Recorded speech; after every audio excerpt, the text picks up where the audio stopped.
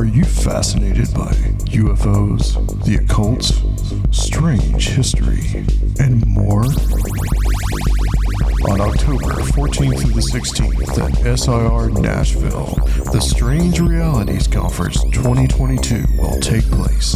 3 days of exploring the mysteries of the supernatural, history, UFOs, the occult, and much, much more.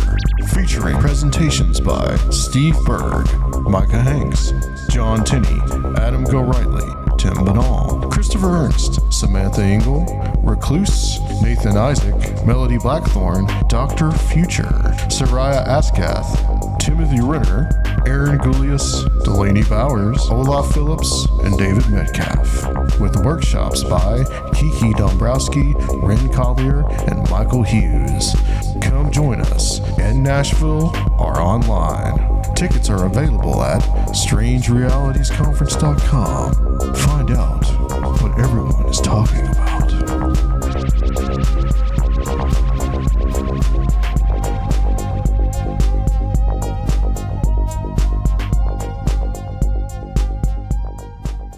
This month's Where Did the Road Go is brought to you by three amazing people, Super Inframan, Allison Cook, and Stacy Sherwood. If you want to become a patron or a sponsor, go to wheredidtheroadgo.com. And now our show. Transmission start. Welcome to Where Did the Road Go? Join us as we wander off the path and explore lost history, consciousness, the paranormal, unexplained mysteries, alternative thought, and much more. We are present on the web at wheredidtheroadgo.com. Now here is your host, Soraya.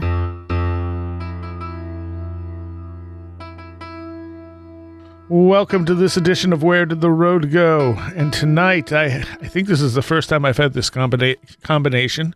I'm quite sure it is. I have Nathan Isaac of the Penny Royal podcast. Thanks for having me, man. I have Taylor Bell. Hello. I'm not sure what to say you're from at this point. Yeah. The transitory Taylor Bell. And we have Ren Collier. Hey, everyone. Who has not been on the show in way too long. It's true. Because he disappears into his little liminal world, and then every once in a while he pops his head up and we try to hit it with a hammer. Open the door and slip between dimensions. Just kind of whack-a-mole. Mm-hmm. But yes, finally, Ren is back joining us. People are always asking when you're going to be back, Ren, so apparently the answer's now. There you go.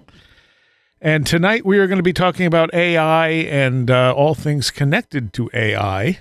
This seems like a very good combination of people to do it. We had talked a little bit about LOAB with AP Strange and Super Inframan, which I wasn't very familiar with it at the time.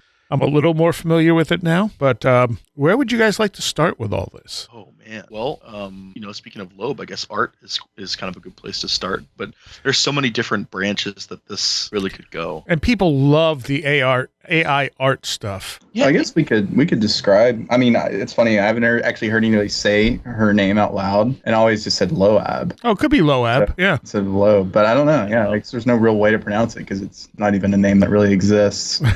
Not even technically her name. It's just what part of the AI image prompt that generated her, or that I maybe think that she was hiding in. So we could kind of go into the history of this. Like it was a Twitter thread back on September 6th of this year, where an AI artist and researcher claimed that they had discovered a woman who they were calling LOAB back in April. They basically generated this through a technique when they were generating AI art, you can do something called a negative weighted prompt. So normally you could do like AI art where you say like Seinfeld jumping over a shark with a dirt bike. You can do the opposite of that, which is a negative weighted prompt where you're trying to find the furthest possible away from like your prompt that you're trying to do. So they did a prompt like Brando. So like what would be the image that would be the furthest away from the word Brando? And they got this little black castle looking thing that said Digita Pentix, just like nonsense words. Although we can get into this later, apparently different AI systems have created their own internally consistent languages, like within their systems. Oh, yeah, I've heard about that. Yeah, we can get into that in a bit. So he thought it'd be interesting to do a negative weight prompt on that, like to see, okay, well, if I tried to go as far away as I could as possible, like from Marlon Brando, and then I reversed that, would I end up with an image of Marlon Brando? Instead, they ended up with this image of this incredibly horrifying looking woman with giant like rosacea triangles on her cheeks. And they started to combine that with other images that like some of their friends were producing, and basically she sort of like infects every single image that you combine her with. And the imagery that was generated using her becomes like increasingly macabre and horrifying. Like lots of they said that they couldn't post some of the stuff, but just because it was so messed up. But lots of like disturbing images of like dismembered screaming children. Some of the images in the tweet thread are like pretty gross. So if people look at this, like I think most of it's like flagged for content, so you have to click the button to show. But just be aware that some of the stuff is like there's one particular image in the thread that like I couldn't get out of my head for like a week. Like it genuinely felt like a Langsford basilisk, and that was like something I was joking about. That I think we're like rapidly because of AI research. I think we're rapidly hurtling towards an AI accidentally generating a Langford basilisk. Explain to people what that is. So a Langsford basilisk is a term that was coined by the British sci-fi author David Langford. Wrote a short story called Blit, B-L-I-T. And in that story, basically like AI researchers accidentally stumble across basically like an image within the Mandelbrot like fractal that causes the human brain, it like basically causes the human brain to like lock up and kill itself. So if you see the image, like it like kills you, like a basilisk or a Medusa or whatever. And it becomes like a weapon of like terrorism in which like people will like spray paint the stencil on like walls and stuff, and like multiple, it's like a bombing, like people will see it and then just like instantly die. And because of that, it like there's like it's no longer legal to have like television, like there's no more broadcast, there's no more like images on the internet, like internet is like text only, and it's like strictly controlled and stuff. Because like images have become so dangerous, and there's like multiple other basilisks that are like found, and it's a really cool story. You can find it online. I think on Langford's website you can find it. It's super short, really cool read. There's actually like two kind of like sequel stories to it that I've read that are also super cool. But yeah. So that is the most Delta Green thing I've heard of that's not from Delta Green. Like an image that, and it's like all modern day. That's wild. Yeah. Isn't the Delta Green stuff largely drawn from the Laundry series of books? It's very similar. Yeah. The Laundry Files. Yeah. So the Laundry Files is they there's like actually like a weaponized Langford basilisk in that series of novels and stuff. So yeah, that's probably where they got it from. Yeah. Well, there's a Delta Green scenario called The Last Equation that basically is that, but it's a number essentially that does it to people. Yeah, and it's an idea that it's not like a super unique idea. I mean, it's also part of Neil Stephenson's Snow Crash, where there's like, just sort of a set of instructions that the human mind cannot process. On some level, I think it looks at the human mind in too much of like a material, mechanistic, computer kind of way, right? Like the brain isn't a computer, and the idea that you could give it instructions that it couldn't process is maybe not really thinking in a great way about the human brain. But the idea itself is evocative. But I mean, when I looked at stuff like the LOAB images, I mean, some of these really are like what I think like in the SCP stuff they call it cognito hazards, like images that you like can't get out of your head, that you like stew on. And I think it's just fascinating that there were like the way that this entity basically lives within the latent space of this AI's like learning, like machine learning, and that it basically infects any image you combine it with in a way that's like unmistakable. And I know when I looked over the thread and was like reading it, I mean, I got like super wigged out, because part of me was thinking like, is this something utilizing this medium to manifest, in the world? Like, are we tapping on the glass, Are we making a huge mistake even talking about this, or like looking at it? Like, are we letting it in a little too much? That's interesting. Yeah, and that's kind of what I wanted to talk to Soraya and like get the show together, because I talked to some other like magically operant people that I know, and other people didn't seem to bother them as much, or they thought that it was maybe a bit overblown, or just sort of like maybe misunderstanding how these generative art programs work. But I don't know. I can't shake the feeling that there's like something extremely bad going on here. Yeah, I mean, we won't really know until something happens, I guess. But Until we all just like open up our computers one day, see an image of a parrot and drop dead.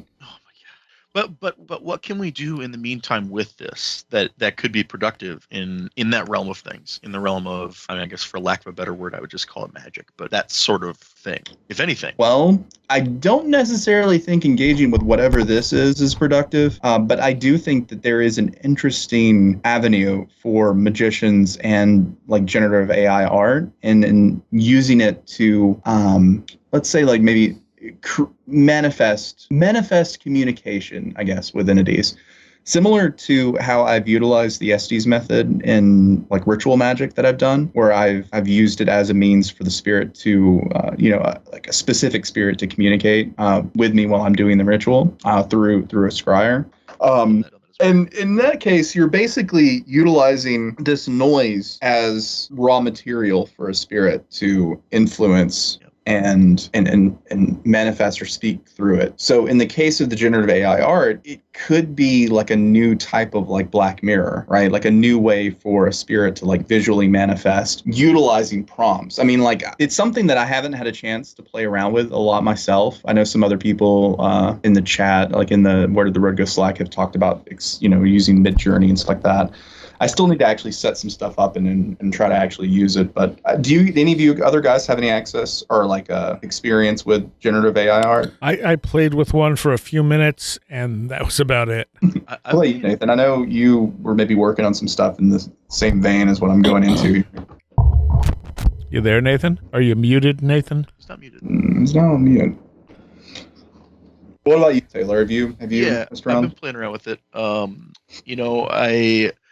Oh man, so I think the first thing I made with it was coming back to it, the King in Yellow. I wanted to sort of find out what it would do if I gave it that sort of a prompt.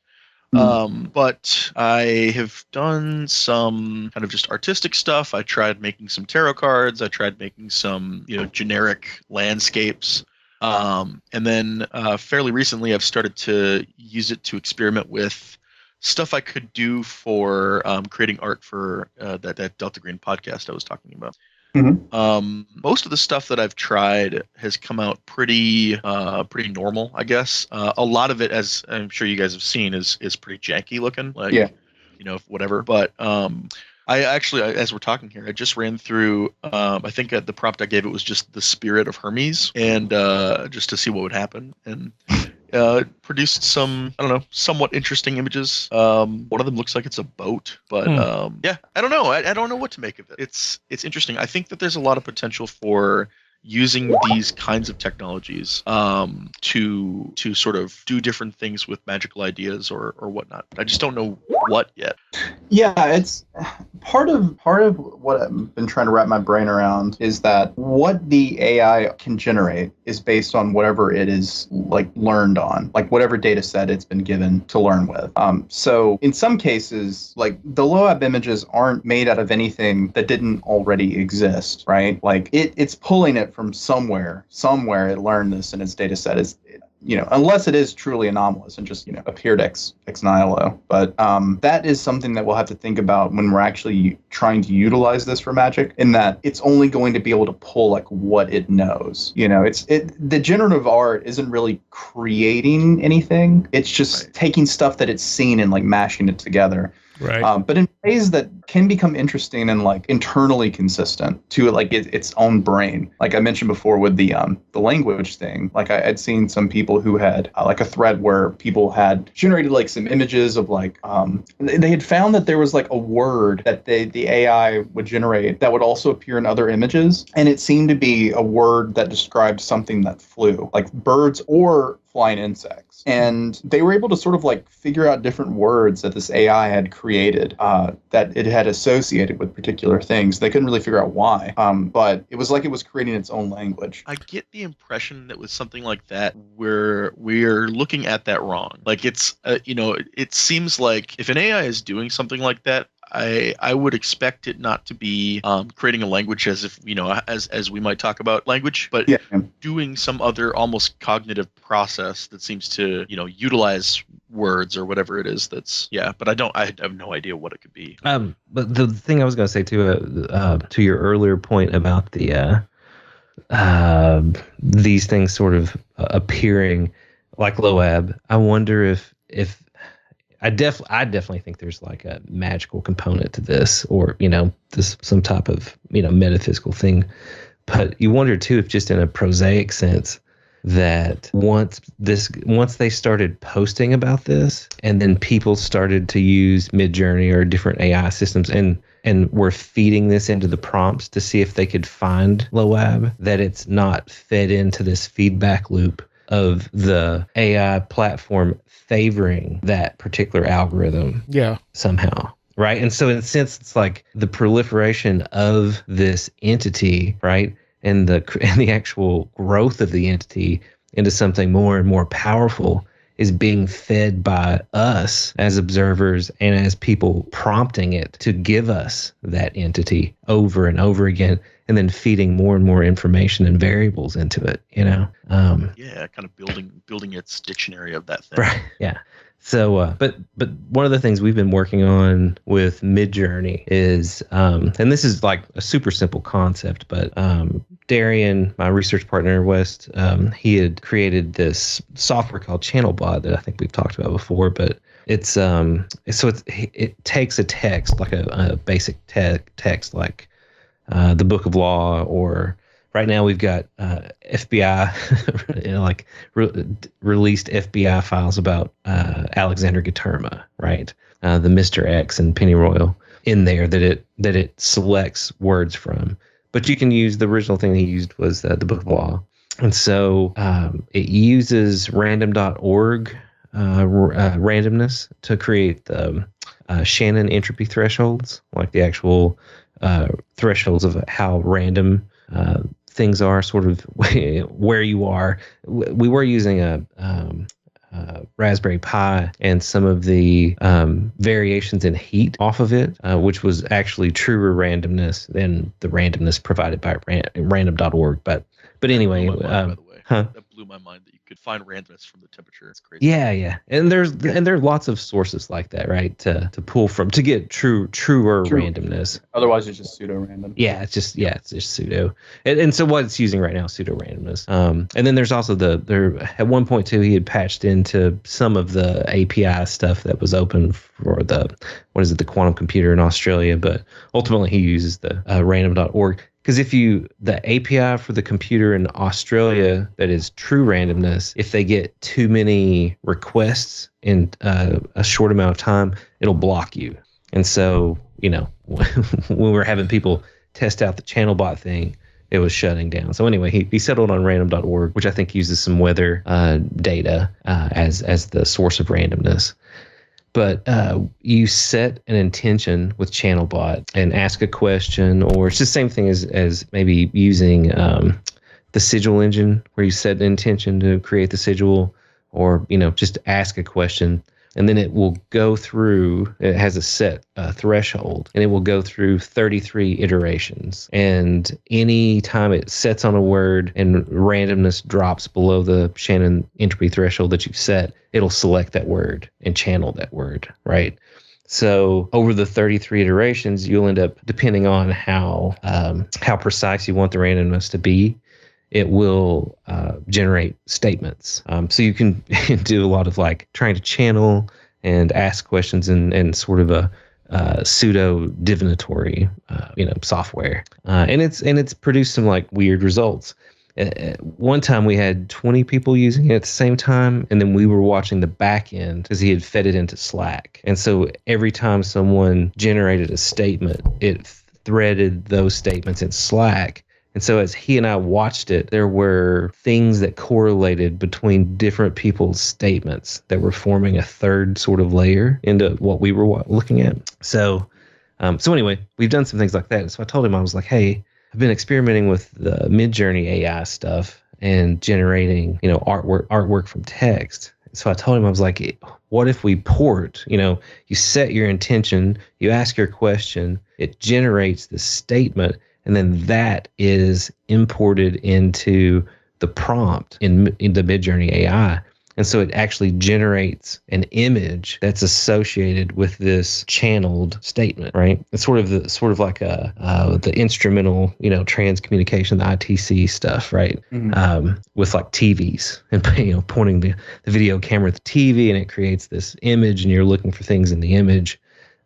So we've started to experiment with that a little bit, but only in the last couple of weeks, and that's going to be part of my presentation for the Strange Realities Conference. Is going to be about some of this stuff that we're working on to try to integrate randomness and divination with the AI generated artwork, which it would be cool to try out some of the AI generated video stuff also using these randomly, or these channeled statements through randomness. Yeah, that's exactly the kind of stuff that I'm curious about, the sort of the creative uses of this stuff. I'm excited to see it. Keep it up. That's weird. I mean, it's weird. I did do this.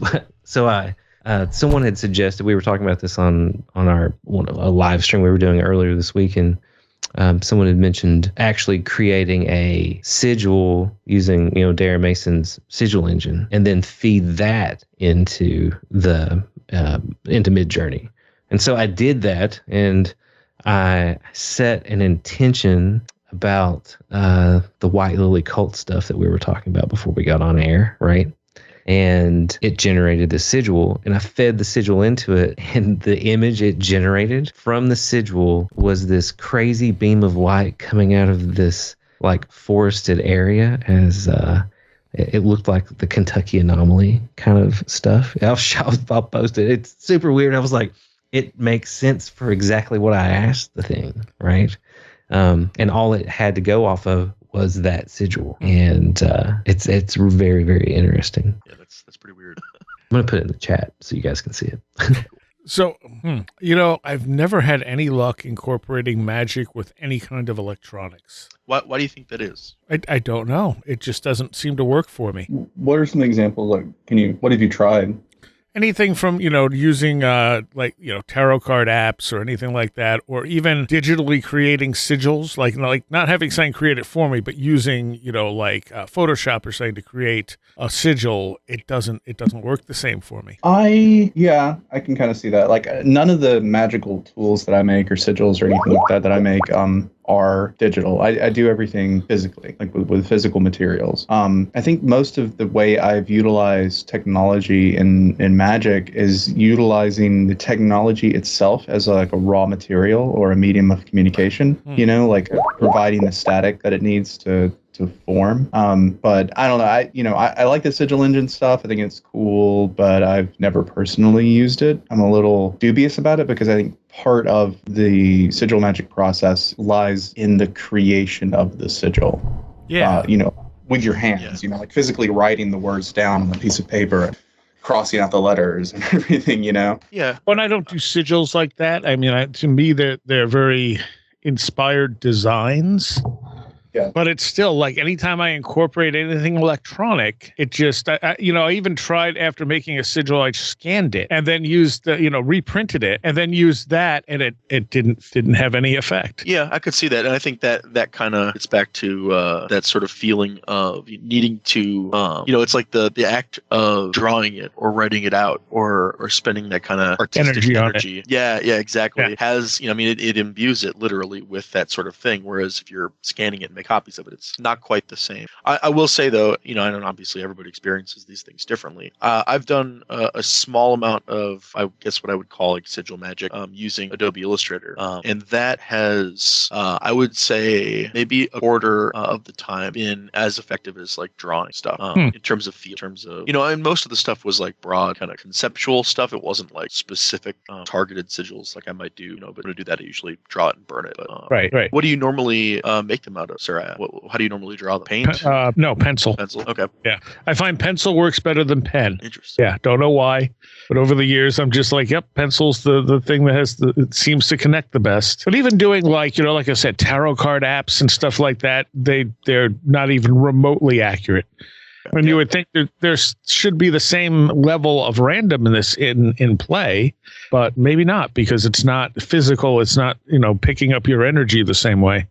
Yeah, it's like, is there something intangible about the material itself, like actually touching it with your physical hands? That affects it. Yeah, and I also don't know if it's necessarily like when it comes to the randomness. I think part of it is just that sort of energy of it. That sounds weird or whatever, but I don't know. Like it's specificity and its intention and stuff that kind of plays into it. It needs humans to complete the circuit. You gotta right, yeah. Physically touch the thing. I mean, so what do you guys think about? Because I think we've chatted about this before, just in private conversations. But the idea that AI or some type of iterative/generative platform could run magical rituals or ceremonies in sort of this closed digital, sphere. I mean, is it possible to create ceremonial magic as an algorithm and have a computer run it or an AI run it and actually have an effect generated by that? Or does it absolutely requires a living, breathing human being? I think it would inherently be a very different thing than what we know of as like ceremonial magic, for instance. But that's the kind of stuff that I'm interested in trying to see. Does this do something? My guess is probably eventually we'll be able to do that. Well, think of it this way: if you built a perfect mannequin puppet replica of yourself, and you program that little replica to do a ritual, say the words, make the movements, do everything in the physical world, do you think that it would have the same effect as you doing it? No.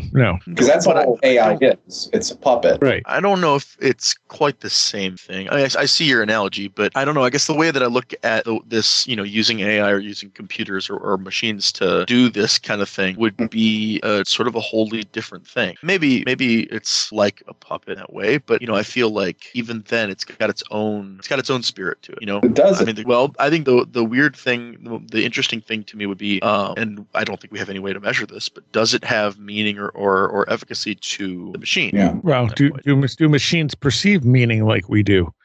They just process data. I mean, the element for me is, maybe this is just my own personal cosmology, but I think that in order to do magic, you need to have a soul. Right? And in order to have a soul, you need to be able to dream and have an imagination and create. Like, your soul is what gives you the ability to create things. And this isn't necessarily limited in my conception to like organic life. I think things like a river can have a soul, or a mountain can have a soul. Sure. I have an animistic view of this where it's not necessarily organic life. And I think lots of animals and plants and mushrooms and all different kinds of things dream.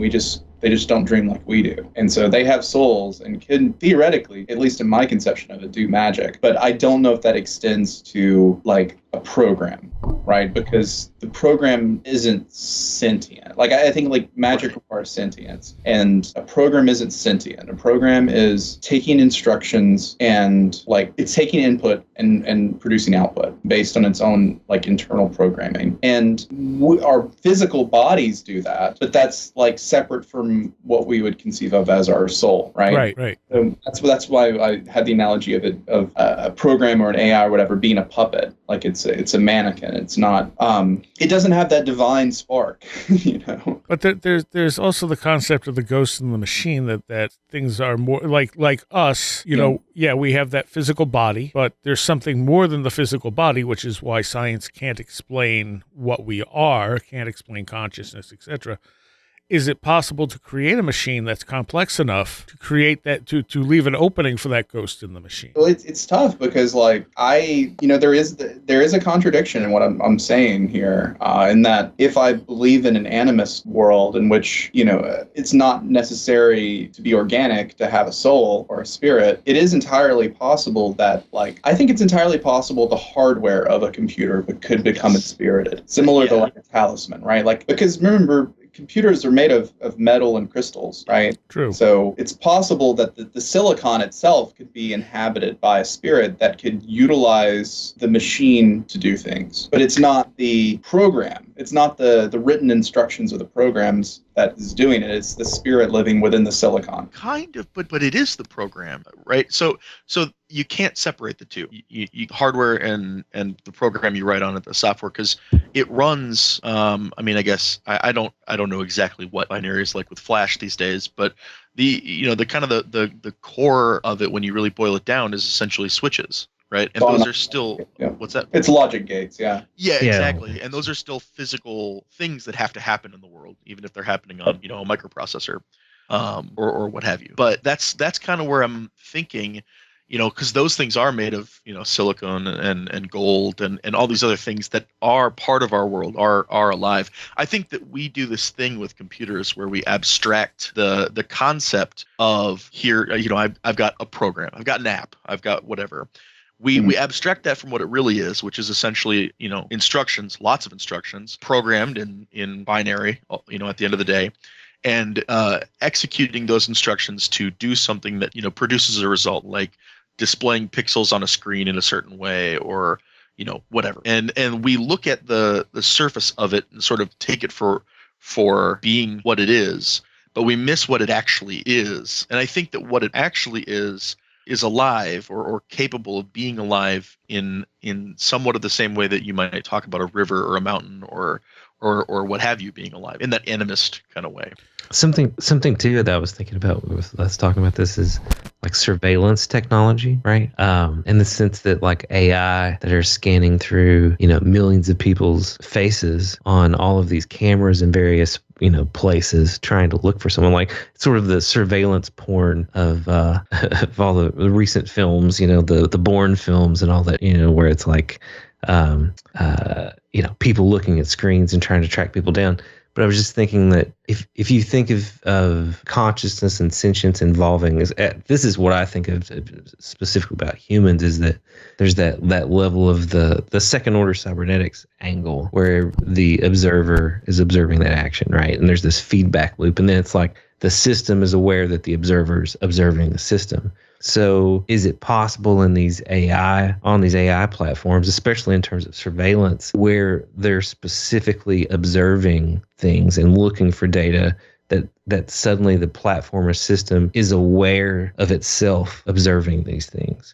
And then that begins to exponentially spiral through millions and millions of these, algorithms that are running in these iterations, that suddenly this thing explodes like an atomic bomb into sentience, right? Through these millions of observations of itself and these other entities, right? How do you define sentience in this situation? Me personally, I guess, I would define it as awareness of yourself as an observer in a system that is aware of you, right? Okay. Yep. Yeah, I get you. What about like the idea of a spirit trying to inhabit a complex machine, or manipulate it the same way we can? I mean, there's plenty of studies that people can manipulate random number generators and stuff with their mind. So if there's a spirit out there unattached to a body, could it inhabit a complex enough system?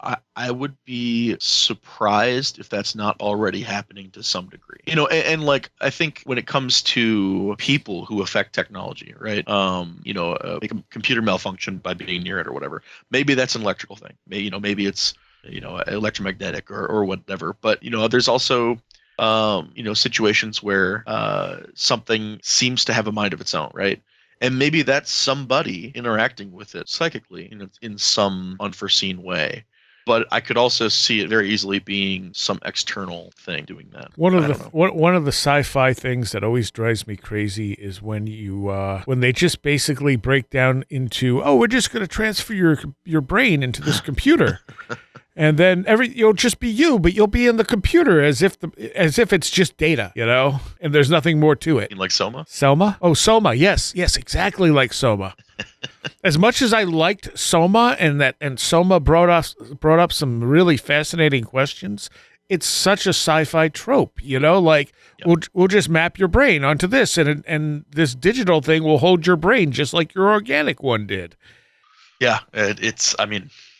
Have you guys looked at or seen any of these articles about the it's like social media, like the talking to your grandmother, where the Alexa will basically data mine calls from that you can submit audio of a dead loved one. No. And then it will start to, like, it'll talk to you, it'll tell you stories, and it's your grandmother's voice, right? Isn't there a Black Mirror episode about that? I mean, now it's a reality. And a lot of people thought that was sort of, tone deaf in many ways.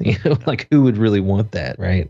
But that's using not AI, but definitely these high-powered data mining, platforms to be able to model things like that and create sort of a auditory deep fake, right? But I'm sure it could create an image deep fake of your grandmother also talking to you through a screen. But and then you get into the sort of these platforms being able to watch all of your social media posts for decades. Yeah. And then when you die, you can just set it on, like after your death, it knows the kinds of things you post in the picture. You know what I'm saying? Where it's like it could model itself so that it could keep you going after your death, right? Huh. It's so creepy to me, though. It is creepy. I'm not even sure if creepy is quite the right word. Disturbing. It is disturbing. Think about that. If you could have a posthumous self through social media, right? That still makes everyone feel like you're still around, kind of. Yeah. That is, I think, the Black Mirror episode. They create basically these androids that, so in the episode, this woman's, boyfriend or whatever dies in like an accident, and then she basically orders a robot version of him that's reconstructed from his social media. And it's just super creepy. Like, the whole thing is it's disturbing. I think how close it is to actually being like this person was. And it goes some pretty dark places because it's Black Mirror. There's a podcast called The Subjective Truth, which is actually quite good. And they have these fake commercials in there. And one of them is about these boxes that you can talk to your loved ones through, like your deceased loved ones. And I forget what they're called, but it's kind of like when you turn it on, a soul will inhabit it. And maybe it'll be one of your lost, your lost relatives. And they end up incorporating this into the actual story. And it's like, one case, this woman, she's in someone's house and she hears a baby and she's like, "Do you have a baby?" She's like, "No, don't worry about that." And finally she finds out that it's the soul of this baby trapped in the box. Ugh. And she's like, I should just turn it off and let it go. But I kind of like having it, And another woman had like 4 or 5 of them, and they would just sit in the room and talk to each other all day long. My God. It's creepy. And they weren't like AI generated. They were supposedly the actual souls of these people, like sort of reincarnating into these boxes as their last personality. Yeah, it's weird. That's wild. Yes. Well, one of the things I'm going to be talking about at Strange Realities is about the way that spirit communication has, or people trying to speak to the dead, has mirrored the growth of communication technologies, right? Yeah, so, yeah. Whenever the telegraph emerged, we were using the telegraph to communicate wireless the same way. The telephone, there were, they were called phone voyants is what they were. They were like psychics that would help you call your dead ones using the phone. And obviously, Edison tried to create something. Yeah. And so just mapping out those kinds of things. But, when you get to the realm of like Jorgensen, the guy that captured the first modern sort of EVPs on an electronic recorder, he's, reporting that there's a female voice telling him how to do the recordings and how to set up the recordings in order to increase the veracity or the fidelity of the channel of communication. Really? Right. And so that was the strange part of it. It's like, is this thing that's communicating with him telling him to put the recorder, it's a tape recorder, near a radio and turn the radio to a certain frequency at a certain time of day, right? And then to hit record on the tape recorder, and then he's able to receive the messages better. And so he ends up recording like tons and tons of stuff, and it gets into recordings of his dead father and other family members. But then later recordings, the entities that are coming through are, he's went through World War II, so Hitler and Churchill and everything. the voices start saying that's who they are, he's communicating with Hitler, he's communicating with, Churchill. And so then you wonder, is that type of communication not secure? And are there entities that are hacking or hijacking those channels of communication, right? And so I've been looking at all of that stuff and wondering, are people talking to the dead, or are they simply some type of intelligence, some other intelligences that are sort of being tricksters in a sense, and wearing masks to communicate with us. But if you carry that forward into, and it happened with satellite technology, it's happened with, the Donaldson Messages, with the BBC One computer, and so it so you see, keep going forward, and now we've got all this AI. What are the Donaldson Messages? The Donaldson Messages is this crazy story by a guy named Ken Webster. He wrote a book called The Vertical Plane, and in the Donaldson Messages, he gets an early home computer. I think this is 1981. Anyway, it's called a BBC One. And at night, he had left the computer on, and at night, these words appeared on the computer in I think it's Middle English. And he's living in a cottage that's like 800 years old or 600 years old, and really, really old English cottage. And he thinks the place is haunted, and he keeps seeing these messages appear. And so, to make the story short, this guy that lived in the house, whatever, 400 or 500, 600, however many centuries earlier, is seeing this like green ball with words appear. And so as he speaks words, the words appear on this screen, which then are appearing in the present time on Ken Webster's computer. And he starts to interact with this guy. And he even has the messages analyzed by a scholar of Middle English. And the guy's like, there's no way, unless you were, a PhD scholar, could you even reproduce this? Well, as he's interacting with this guy in the 16th century or whatever, another group of entities come through calling themselves 2109 from the future. And at one point are telling him not to trust the guy in the past.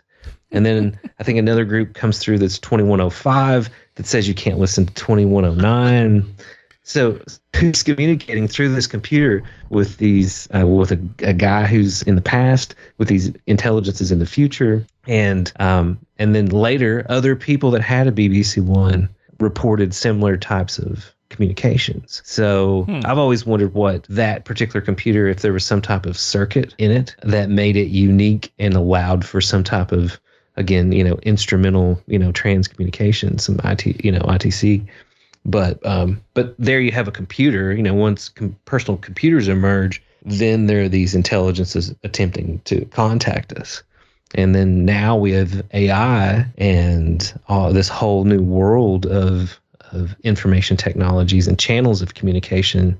And so it just seems natural that if there are intelligences or entities that are trying to communicate with us, or at least taking advantage of the ability to communicate with us, that it would be an emergent sort of property of AI technology. I don't know. The LOAB stuff makes me, definitely makes me think that there's some type of a ghost in the machine or something trying to communicate, With a lot of this stuff too, you can't rule out unconscious psychic influences from us. Just like basically poltergeist activity affecting the stuff around us.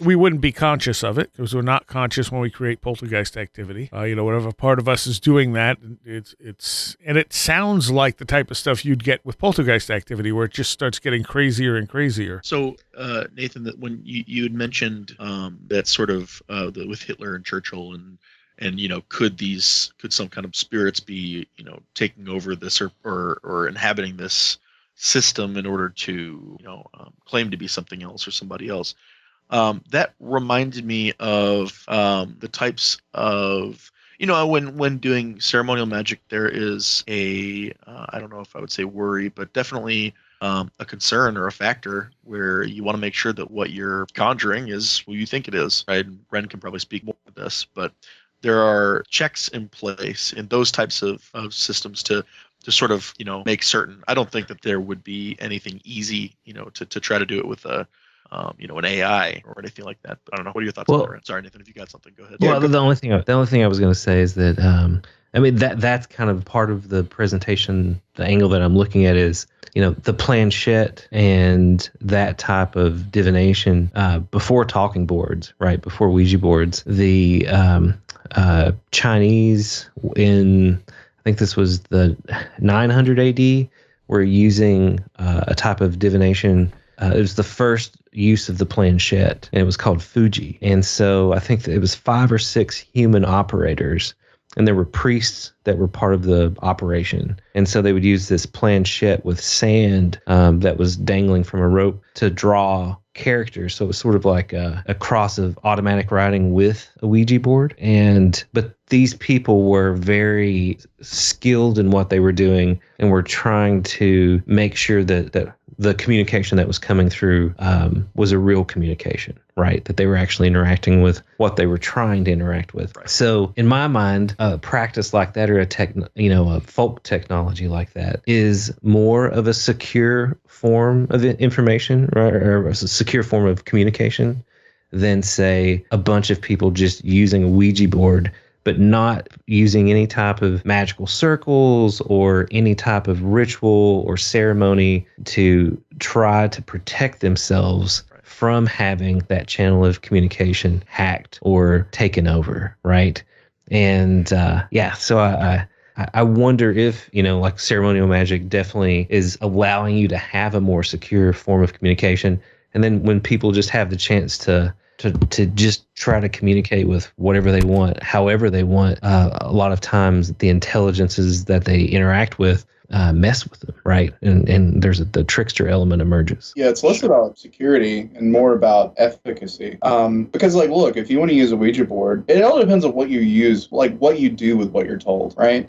Because there's spirits everywhere, and they want to talk because they're bored. Some of them are bored. Some of them have agendas. Some of them want to do certain things that they need people to act as conduits for. But, if you just want to get together with your friends and do a spirit box or do a Ouija board and just freak yourself out, that's fine, but maybe don't necessarily believe anything that you get. You can't trust anything that you get through a method like that, especially if they start telling you that, you're the chosen one and that you need to start a cult and move out to the desert and all that kind of stuff. Probably not the best course of action. When the purpose of all the controls on this and Solomonic magic, for example, when you call the spirit, you're supposed to test it. You bind the spirit, you prevent it from leaving once it's conjured. Once it's conjured, you ask it questions, you interrogate it basically to make sure that you're talking to who you think you're talking to, that you've conjured who you think you've conjured. And that's mainly, it's not because it's can be dangerous or anything like that. It's just that spirits have different offices, in Solomonic magic, for instance. So if you're calling a spirit because you need a specific thing done, and that's the other thing too, real magic is about getting things done. It's not about just talking to spirits, whatever. It's about you need something done. You need a change in the physical world carried out through a spirit's offices. And if you're calling a spirit that has a specific office that you need done, I don't know, you need a tower built, or you need to cause an earthquake, whatever, Agares does. If you don't make sure, if you're trying to make that earthquake happen and you call up a spirit, and it's not Agares, it might pretend to be, because it's gonna, try to get whatever offerings you're gonna get or whatever you're gonna try to apply the spirit with, and it's not gonna actually carry out the instructions because it can't. It doesn't have the power that Agares has, right? You have to make sure that you're talking to the spirit you think you're talking to, because otherwise it's probably what you want to get done is not gonna happen, because you're not talking to the right guy. It's like you're calling you're just calling a random number and you need plumbing work done in your house, right? And you call up some person and they're like, yeah, I'm totally a plumber, and they don't know anything about plumbing. And if you don't know anything about plumbing and they come over and do a bunch of stuff, it may look like it's going to work, but it's better to make sure that you know who you're talking to, simply to make sure that the magic works properly. Well, let's take a quick break and we'll be right back and continue this conversation. I want to thank everyone that listens to this show, that is hearing this, that has supported us in any way. And I particularly want to give a shout out to those Patreons pledging $10 or more Chuck Shutters, Leanne Cherry, Allison Cook, Super Inframan, CJ, Andrew Nichols, Matthew Sproul, Christine, a blue second-gen MR2 drifting around a Japanese mountain, Patricia Giaquinta, Alex Whitcomb, American Rambler, Andrew Maines, Ann Witowski, Barbara Fisher, Beverly Williamson, Big Boy Limina, Charles Davis, Charles in Florida, land of the crazy and communicable, Christopher Ernst, Craig Parmenter, Diane B., Edu Camahort, Empty K, Eric Todd, James Lattimore, Jim Pyre, Joanna Rojas, John Bracken, Carla Mahoney, Craig Cicernos, James Lindsay, Jay, Greg Sagstumi, Kevin Schreck, Cool Kitty, Kristen L., Laser Printer Jam, Lauren McLean, Linz Jackson K., Luke Osborne, MJ Armstrong, Jim and Sophie, Mark Brady, Matt in Delaware, Patricia W., Paul Jeffries, Ray Benedetto, Riker and Stark, Ron Dupree, Sam Sharon, Tactical Therapist, Taylor Bell, Thunderboy, Tyler Glimstead, Vincent Treewell, Walker, Will Gebhard, Will Powell, Ren Collier, Stephen D., and Amber Hall. Also a special extra shout out to Vincent Treewell, who does all the recaps of the shows that get posted on the website and YouTube. I thank you all so very, very much. This show would not be what it is without you. You can go to wheredidtheroadgo.com for everything Where Did the Road Go related. All the links to our social media, our Twitter, Patreon, YouTube, Facebook, Discord, everything. Everything is up there, as is every show since the very first show in January of 2013. You can download them all. There's plenty of other material to look through as well, and it's all at wheredidtheroadgo.com. Follow us on Facebook, join the Facebook group, join the Discord, talk to us. If you want to contact me, the three main emails are contact at wheredidtheroadgo.com for general things, stories at wheredidtheroadgo.com if you want to send us some stories for our listener stories show, booking at wheredidtheroadgo.com if you want to come on the show because you're an author or a researcher and want to talk about your work. Those are the best ways to get in touch. So I am here with Nathan Isaacs, Ren Collier, and Taylor Bell, and we've been talking about spirits, magic, and AI. And one of you was about to say something before the break. Well, I did want to go into something that like Taylor had asked a question about. You guys have been talking about the idea of these entities utilizing these ways, utilizing these mediums as a way to manifest in the world or like communicate. In my more paranoid moments, I get into a very Nick Redfern Final Events kind of feeling about some of this stuff where, I just said before the break, like, if you want to talk to spirits in your Ouija board, like, feel free. On the other hand, maybe don't, because sometimes I do worry that, like, there are big, ugly, scary things out there that are always trying to, like, find a crack in, right? And Sure. Yeah. magicians are uniquely qualified to deal with this kind of stuff because we have a framework through which we can protect ourselves and mitigate, I guess, collateral damage. But most normal people don't have any of that, right? And that's where you get, all UFO cults and things like that popping up. In that some sense, that mimetic virus idea that I've talked about in the past can manifest in its most malicious form, where it does become sort of a mind virus that is spread amongst a population. And in a way, it like allows for an entity to break into our world, I guess. And maybe, I don't know, maybe that's too paranoid. I don't know what you guys think about that. But sometimes I wonder, like, if we really shouldn't be tapping on the glass, or like the majority of people should not be tapping on the glass here. That's tough. It's hard to. I understand what you're saying, and I agree in some capacity. But we're also human, right? Mm-hmm. And tapping on the glass is kind of. We can't help it. that's part of the contract. Yeah. It's part of the fun. Yeah, exactly. Well, I mean, and we've backed ourselves into all kinds of corners. Not to get too real, I guess, but like, the nuclear bomb and all kinds of stuff that we probably shouldn't have done. Mm-hmm. And I think in general, research into AI is probably a part of that. But here we are, and it's gonna be whatever it's gonna be. We can really just try to do the best we can in the moment to be responsible and there are going to be people who are going to abuse it, and it might blow up in their faces. But I mean, think about it too. Like, but this was the same thing that people faced when they heard the first recording of a human voice played back to them, right?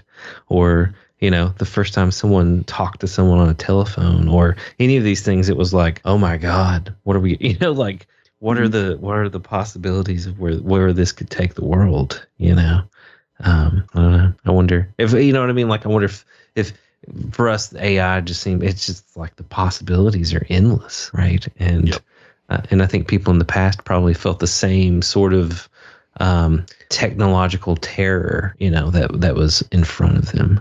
I think too that if we program machines smart enough, they'll figure out the biggest problem is us.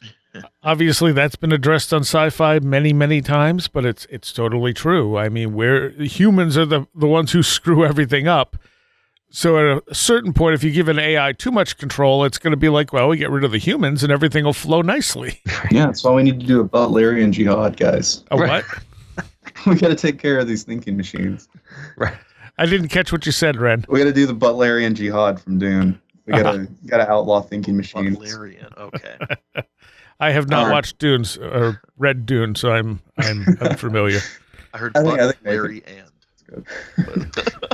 Are you guys familiar with the story of the Gulf Breeze 6? Yes, they are. They are the military guys who went MIA and went to Gulf Breeze when the UFO flap was going on. Was that it? Yeah, but remember they were using a Ouija board and communicating with some intelligence that told them to go AWOL. Yeah, and to do this. So that's another one of those like weird. That's why I was like weird, unsecured communication with the other world. Or I mean, they were a part of the military. Could it have been an experiment? Yeah, totally. Yeah, they were also like Christian fundamentalists too, and the thought that that's right. This was the end of the world. There's a great quote in an Associated Press article where they ask the guy, did he think Jesus was going to arrive? Because they were prepping for the end of the world, right? This Ouija board was like, you've been chosen. You've got to do this, and so they thought they were going to go into hiding, and then after the rapture, they were going to come back and help rebuild society. But there's a quote in the Associated Press where the guy says, they ask him, well, did you really think Jesus was going to show up on in a UFO? And he was like, ma'am, Jesus is Jesus. He doesn't need a UFO. Fair. Crazy. It's just so nuts, man. Some of these stories. Oh, and then they met up with, what's his name? Behold a Pale Horse. Or they wanted to meet up with him. Bill Cooper, yeah. Yeah. And then it was like right after that all happened, Bill Cooper had his standoff with the cops and they, shot him dead. Yeah, over something stupid, wasn't it? I was over noise complaints. Yeah. Right? He had been threatening people, and the cops set him up. Though they had like a fake party to see if he would come and threaten them, and he did. And then they like followed him back to his house, and of course he's paranoid. He was already paranoid, and so he started shooting at them and shot one of the cops, and then they returned fire. So. Wow. Yeah. I guess I didn't realize they set him up. They did set him up, yeah. They made it look like some teenagers partying at the end of his street, but it turned out to be the local, I don't know if it was the local police or the sheriff's deputies, but wow, somebody was, Well, just because you're paranoid doesn't mean they're not out to get you. Right? He was right in this situation, Someone pointed out to me that the LOAB image looks very much like Ozzy Osbourne now. Kind of looks like my mom. I think what freaked me out about it is that it kind of looks like my mom. Interesting. So your mom looks like Ozzy is what you're saying? A little bit. I mean, I kind of look like Ozzy a little bit. You should have. I don't know if you've ever seen pictures of me when I had like really long hair in high school. But I don't think so. Oh, yeah, I used to get called Ozzy Osbourne. Interesting. That's good. But I mean, what do you think is, so in the end, what do you think is happening here? Do you think this is something haunting the internet, or do you think it's just a feedback loop? I think it's probably a feedback both and. Both and. Yeah, I don't know. I really don't know. I mean, all I know is that I've got this gut reaction to it that makes me feel like I want to like run away and like not interact with it at all, and then like warn people against further experimentation with it. And you're not somebody who gets creeped out by this stuff easily. Not really. I mean, very few things like creep me out like this has. I can really only think of one other thing in my life that made me feel as uncomfortable as this, and like that was also let's say a rather Lovecraftian kind of entity. So like whatever this thing is, I've at least got some sort of reaction to it. Other people have seemed to react differently to it. It doesn't really faze me. Yeah, so I don't know. Maybe it's, I don't know, my own little personal Azathoth that's like, you know, designed specifically to weird me out. I don't know. I mean, it is, you know, my friend Ul kind of explained to me how some of this machine learning works and how like the training works and stuff. And he was one of the people that was sort of like, I guess less freaked out by it than I was, and thought it had a more sort of mundane explanation. And part of me does wonder too, if it's like, I just don't understand this technology enough to understand if it is just mundane, and I'm just like interpreting it in a way that is totally out there. It's really hard for me to say. But I'm a magician. I go on my instincts, and I have a certain gut feeling about it. So at least personally, I'm not going to engage with it. Right. And what about the other two of you here? Well, I feel like it's mostly a feedback loop. At least what we're seeing right now, I think mechanically, that's probably what's going on. Sort of like, and Nathan, forgive me, I don't have my head fully wrapped around the second order cybernetic stuff, but something about how we observed this system causing patterns, and it observed that we observed that, and then began pushing that pattern or something along those lines. I don't know if that makes any sense, but yeah, Tom, and I think that's part of it, but I don't think that takes the strangeness out of it, right? Because I think there's a weird level of reality that we don't exist, or that we don't understand in terms of existence, that I think all of this is a part of, right? And yeah, I think it involves, especially if the LOAB stuff, I think it involves an element of the feedback loop. But that this entity, it's just like we were talking with hyperstitions, right? Now that LOAB exists, LOAB always sort of existed. It was just waiting to be to be manifested by this. Explain hyperstitions for people who have not heard that term before, Nathan. I mean, in the most basic sense, a fiction that becomes real. And I think, that there are those kinds of things that, that people believe in, that is it a thought form, or is it something even stranger in terms of reality, happening? Whenever we talk to Elizabeth Rowan Cabrales, who's this temporal philosopher at the University of Amsterdam, there was explaining that we were talking about Borges, right, and his whole idea of Ukbar, this fictional kingdom that existed, right?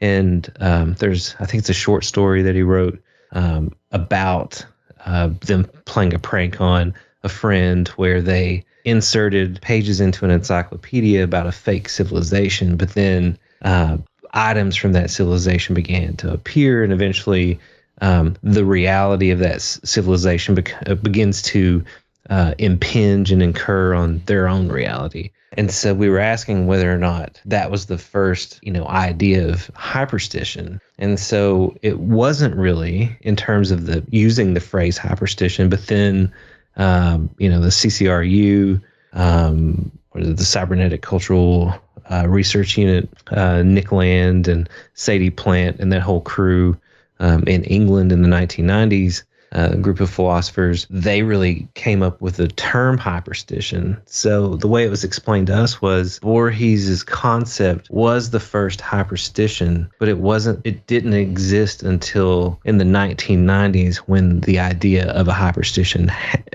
came into existence. And then it sort of retroactively became the first one, even though it happened first, right? But it wasn't until later. And so there's a lot of weird stuff like that in terms of the belief that is put into this concept, and then that concept becoming a reality. And so, with the LOAB stuff, it's like LOAB always existed, but it could only manifest now, specifically because of the stories that are being written, and now people are investing, conscious capital into making it a reality. But it always existed, but it needed this moment to exist. Well, yeah, like a simple example of like hyperstition would be like science fiction, right? Like science fiction about traveling in rocket ships to other worlds, right? Kind of eventually leads to that actually happening. So it's a fiction that shapes the way we think about reality and eventually leads to the creation of itself. Would you say something like the pyramids on Mars showing up in comics and Doctor Who and stuff before anyone noticed pyramid shapes on Mars being in that category? Could be, yeah. I could see that as a hyperstitional kind of thing. Like that fiction ends up creating its own reality. What was it? I mean, it can be taken in a sort of like, I don't know, like more magical way, which is I think the CCRU's take on it after they kind of went insane. Partially like kind of like how we're looking at it. But it can also be as simple as just the idea of memetics, right? Like an idea can change, like a fiction can completely change the course of history, Yeah. Like think of like religions as hyperstitions, like fictional things that can completely change the course of human civilization. Sure. Yeah, definitely. Oh, I've got another example that I recently, like, we were doing research for another project, and it was about deadly games, and this idea of games throughout history, like the gladiator games, jousting, various things. And one of the ones I suggested was Russian roulette, right? And it turns out that Russian roulette is a complete fiction, right? It never existed in terms of like being a game that the Red Army played in World War I. Obviously was never played in Vietnam. That was they protested the film, but Vietnam vets did because it took away from the real horrors that they suffered. But these early, you're talking about the Deer Hunter, right? Yeah, the Deer Hunter, yeah. And so, but early on, there was a writer in the 1920s, and then another writer in the 1940s who popularized the concept of Russian roulette as an actual thing that happened, but it didn't. But that fiction led to the actual proliferation of the game of Russian roulette as a reality, which has led to, I think, over 1,200 deaths in the U.S. alone. Wow. From people playing, right? So it's like it's a fiction that became a reality, but it never truly existed. But now it does because people believe that it did. Yeah. Wow. And this ties a bit into some of the threads that I've been pulling over the last couple of years about Hollow Earth narratives and things like that. And that what's really going on is it seems like utilizing it was, I think, how do I put this in a way that doesn't sound completely insane? I go for it. I think that powers that were invested in shaping the course of culture and civilization came to the realization, and maybe they've always known this, but especially in the 60s and 70s, that utilizing a culture's mythology as a vector for that control, in almost like a hyperstitional kind of way, like a cybernetics way, right? Like you're sort of influencing how people interact with the world. As a concrete example of this, you can look at a lot of the UFO mythology and read about Alan Dulles' interest in UFOs. Dulles wasn't necessarily interested in whether or not UFOs are real, but he was very interested in how they could be used as a way to do mass psychology. Right. How those myths could be used to shape and guide a culture almost invisibly, which is what Jung goes on about in his Flying Saucer book, which I think influenced Dulles. But I think the idea of weaponized mythology and weaponized hyperstition is something that people have to be aware of. I think that's what I was trying to talk last year at my Strange Realities talk. I didn't really communicate this very effectively, but that's kind of what I was going on about, was that people have to be aware that they are constantly coming into contact with like weaponized mythology. Yeah. And they need to be aware of that and know how to create their own mythologies and they need to be like hyperstitionally operant in order to not allow themselves to be manipulated. Like they need to learn to program so they can't be programmed. Right. Because then you can recognize it. Exactly. But then you can also create your own reality too. Yeah. To fight against it. Yeah, that is very true. So do you think that LOAB could become a tulpa like Slenderman? Has it already? Maybe. That's why I'm not engaging with it. Do you mean other than doing this whole show on it and possibly exposing hundreds of other people to it? So, it's like Roko's basilisk, right?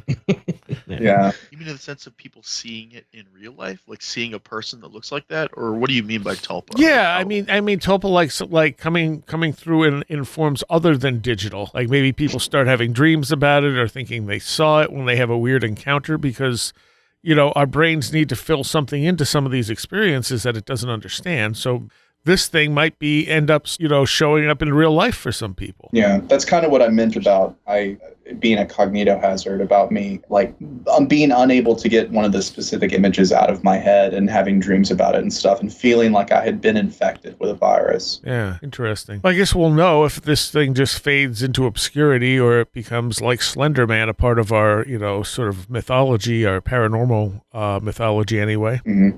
It's I don't know. Have you done a show in the back rooms, Soraya? Are you familiar with the back rooms at all? I've only vaguely been familiar with the back rooms. Somebody brought it up on one of these shows. Yes, and I think Chris mentioned it. Yeah, and then I had to go look it up, and I sort of understand it. Oh, that's incredible. Yeah, it's a fascinating example of like collective storytelling. It's a very Slenderman-esque thing. But the backrooms originally drew me to it when it was like first popping up, before there were all these like YouTube creators who were just making all these like derivative backrooms videos and stuff before it really blew up.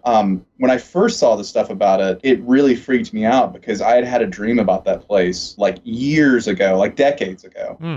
Really? Yeah.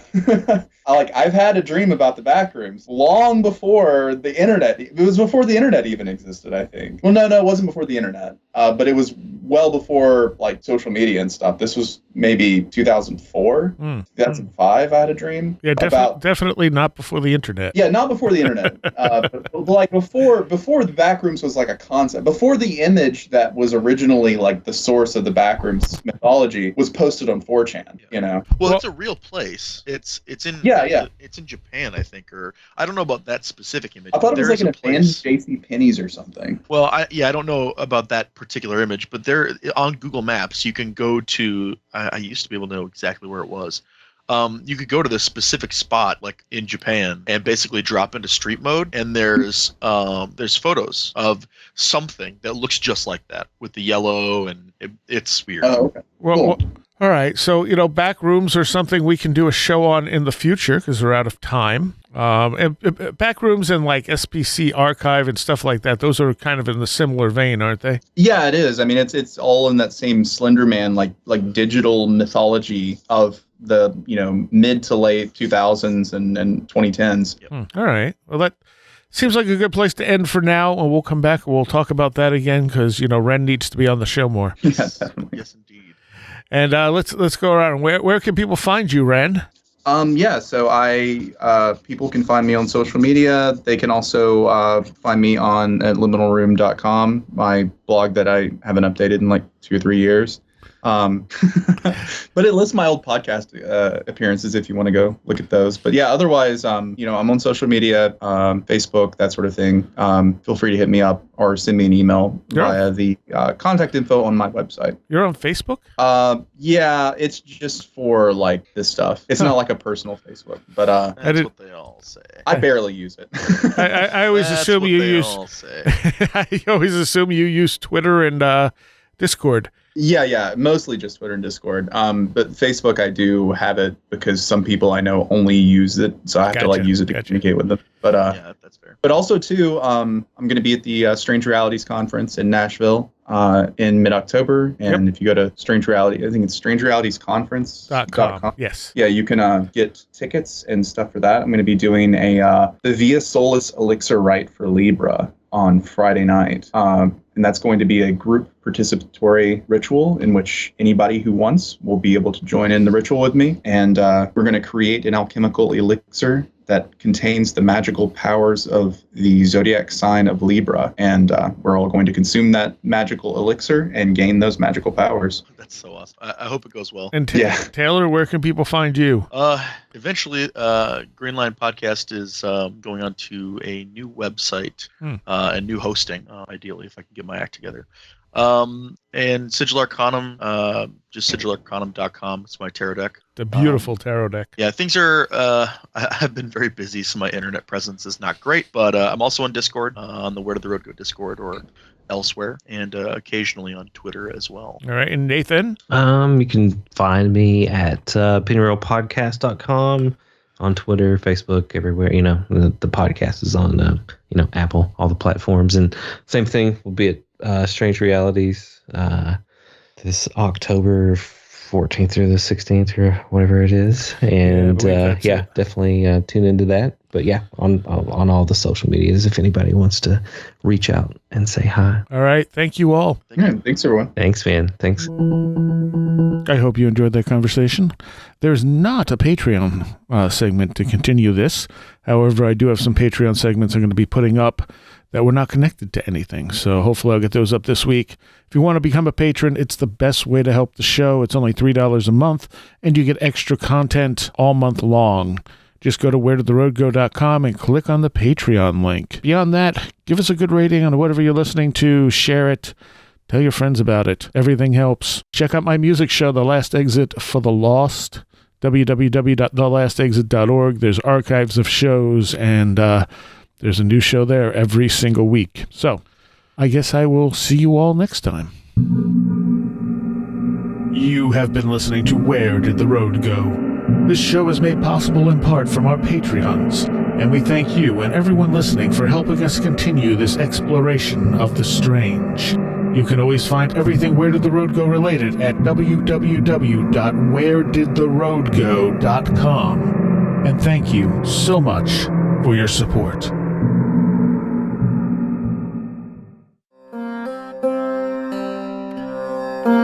We live our entire lives knowing that death awaits us. Many believe that some part of us endures. Eyewitnesses swear to have seen spirits of the dead haunting the living, and even appearing during alien abductions. Is the UFO mystery reaching out to us from beyond the stars, or from beyond the grave? This staggering implication demands not only scrutiny of the UFO phenomenon, but near-death experiences, ancient monuments, ley lines, the Fey folk, cryptids, and more. I'm Joshua Cutchin. I'd like to invite you into the Ecology of Souls, a new mythology of death and the paranormal, a comprehensive theory of all things supernatural framed through the lens of our final transition. Join me as we journey from the depths of prehistory to the present, from the outer space of the cosmos to the inner space of the self. Ecology of Souls, Volumes 1 and 2, now available from Amazon in print and as a combined ebook. Welcome to the Ecology of Souls.